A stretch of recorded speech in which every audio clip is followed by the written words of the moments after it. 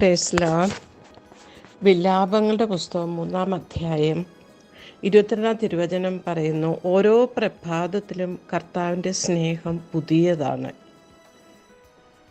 അതേപോലെ തന്നെ ഓരോ പ്രഭാതത്തിലും വളരെ സന്തോഷത്തോടെ, എളിമയോടെ, പുഞ്ചിരിയോടെ കർത്താവിൻ്റെ ജീവനും ആശ്വാസവും ഉണർവും പ്രത്യാശയും നൽകുന്ന വചനത്തിൻ്റെ പുതിയ പുതിയ വെളിപ്പെടുത്തലുമായി ആർക്കും മനസ്സിലാകത്തക്ക വിധം ഹൃദയത്തിൻ്റെ ആഴങ്ങളിൽ പതിക്കുന്ന രീതിയിൽ ആ വചനത്തിലൂടെ എന്താണ് ദൈവം ആഗ്രഹിക്കുന്നത് എന്നതിനെ ഞങ്ങൾക്ക് വെളിപ്പെടുത്തി തരുന്ന ഡീക്കൻ ജോബോയ്ക്കും വളരെയധികം നന്ദി പറയുന്നു. അതോടൊപ്പം എല്ലാവിധ അനുഗ്രഹങ്ങളും ഡീക്കനും കുടുംബത്തിനും ദൈവം നൽകട്ടെ എന്ന് പ്രാർത്ഥിക്കുന്നു.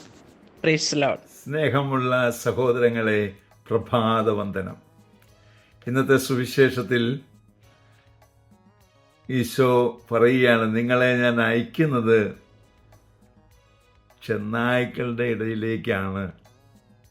കഴിഞ്ഞ പ്രാവശ്യം നമ്മൾ കണ്ടു, നഷ്ടപ്പെട്ടു പോയ ആടുകളുടെ ഇടയിലേക്കാണ് അയക്കുന്നതെന്ന്. ഇന്ന് പറയുകയാണ്, ചെന്നായ്ക്കളുടെ ഇടയിലേക്കാണ് അയക്കുന്നതെന്ന്. എന്താണ് പറ്റിയത്? നഷ്ടപ്പെട്ടു പോയ ആടുകൾ തന്നെയാണ് സഹോദരങ്ങളെ ഈ ചെന്നായ്ക്കളായത്. അതുകൊണ്ട് നിങ്ങൾക്ക് പേടിക്കാതെ തന്നെ പോകാം കേട്ടോ. പക്ഷെ ചിലപ്പോഴൊക്കെ ചെന്നായുടെ സ്വഭാവം കാണിച്ചെന്ന് വരും.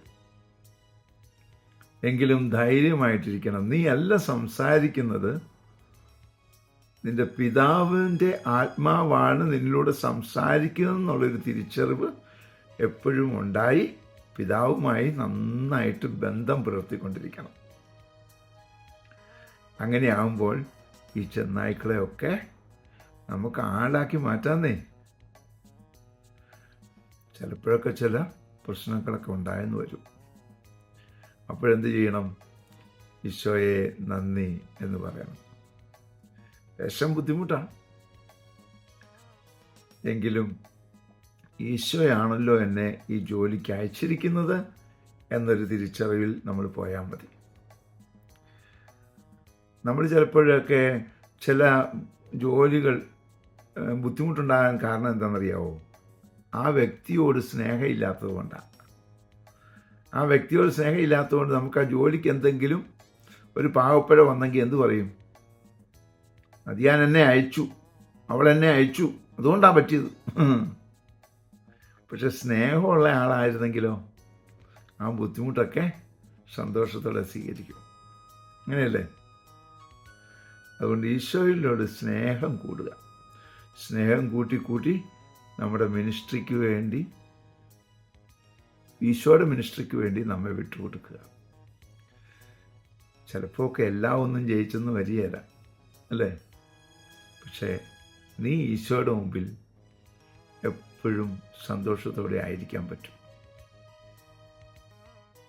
ആ ഒരു വലിയ മിനിസ്ട്രിക്ക് വേണ്ടി നമുക്ക് മുമ്പോട്ട് പോകാം. അതിനുള്ള കൃപാവരം നമ്മൾ നിറയട്ടെ പ്രാർത്ഥിക്കുന്നു. പരിശുദ്ധ അമ്മേ സഹായിക്കണേ. വിശുദ്ധ യോസേപ്പ് പിതാവേ ഞങ്ങൾക്ക് വേണ്ടി പ്രാർത്ഥിക്കണേ. പരിശുദ്ധാത്മാവേ എഴുന്നള്ളി വരണേ.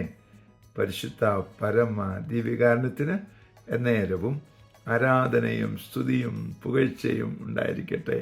ആമേൻ.